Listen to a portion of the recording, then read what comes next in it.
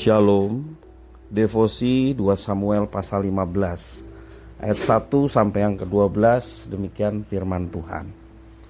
Sesudah itu Absalom menyediakan baginya sebuah kereta serta kuda dan 50 orang yang berlari di depannya. Maka setiap pagi berdirilah Absalom di tepi jalan yang menuju pintu gerbang. Setiap orang yang mempunyai perkara dan yang mau masuk menghadap raja untuk diadili perkaranya, orang itu dipanggil Absalom dan ditanyai, dari kota manakah engkau? Apabila ia menjawab, hambamu ini datang dari suku Israel Anu, maka berkatalah Absalom kepadanya, lihat, perkaramu itu baik dan benar, tetapi dari pihak raja tidak ada seorang pun yang mau mendengarkan engkau. Lalu kata Absalom, sekiranya aku diangkat menjadi hakim di negeri ini, maka setiap orang yang mempunyai perkara atau pertikaian hukum boleh datang kepadaku, dan aku akan menyelesaikan perkaranya dengan adil. Apabila seseorang datang mendekat untuk sujud menyembah kepadanya, maka diulurkannyalah tangannya, dipegangnya orang itu dan diciumnya. Cara yang demikian diperbuat Absalom kepada semua orang Israel yang mau masuk menghadap untuk diadili perkaranya oleh raja. Dan demikianlah Absalom mencuri hati orang-orang Israel. Sesudah lewat 4 tahun bertanyalah Absalom kepada raja, izinkanlah aku pergi, supaya di Hebron aku bayar nazarku yang telah kuikrarkan kepada Tuhan. Sebab hambamu ini ketika masih tinggal di Gesur di Aram telah bernazar demikian, jika Tuhan sungguh-sungguh memulangkan aku ke Yerusalem, maka aku akan beribadah kepada Tuhan. Lalu berkatalah raja kepadanya, pergilah dengan selamat. Maka berkemaslah Absalom dan pergi ke Hebron. Dalam pada itu Absalom telah mengirim utusan-utusan rahasia kepada segenap suku Israel dengan pesan, segera sesudah kamu mendengar bunyi sangkakala, berserulah, Absalom sudah menjadi raja di Hebron. Beserta Absalom turut pergi 200 orang dari Yerusalem, orang-orang undangan yang turut pergi tanpa curiga, tanpa mengetahui apapun tentang perkara itu.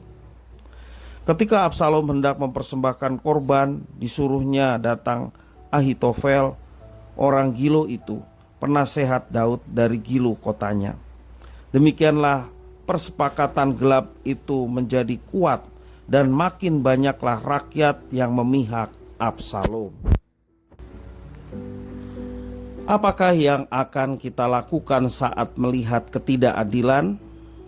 Terkadang sulit untuk menunggu yang berwenang berbuat sesuatu, apalagi kalau yang berwenang tidak bertindak. Pada masa itu raja bertindak sebagai hakim. Sejak subuh, raja dan wakil-wakilnya menerima pengaduan warga yang butuh diselesaikan perkaranya secara adil. Tamar diperkosa oleh Amnon.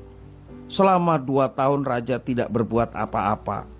Karena itu Absalom membunuh Amnon. Itu dalam 2 Samuel pasal 13 ayat 1 sampai 30.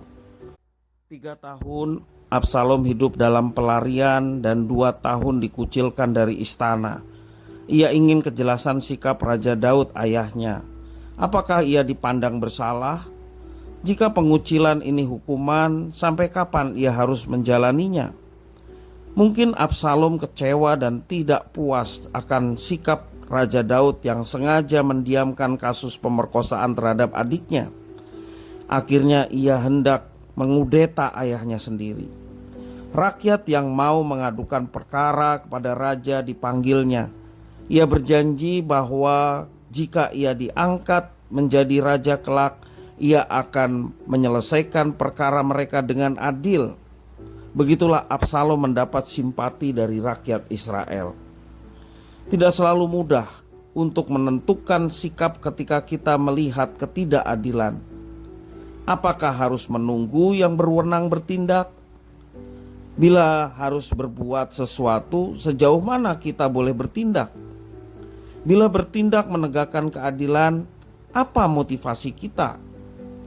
Apakah murni untuk menolong orang dan memperbaiki sistem, atau karena didorong perasaan diri yang paling benar Itulah yang harus kita renungkan.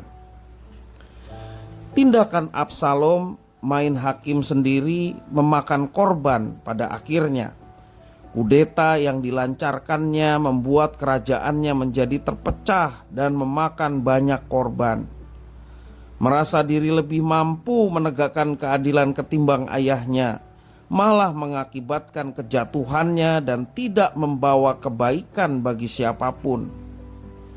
Kita perlu berhati-hati dalam menimbang sebuah perkara. Mati-matian membela korban belum tentu membawa keadilan.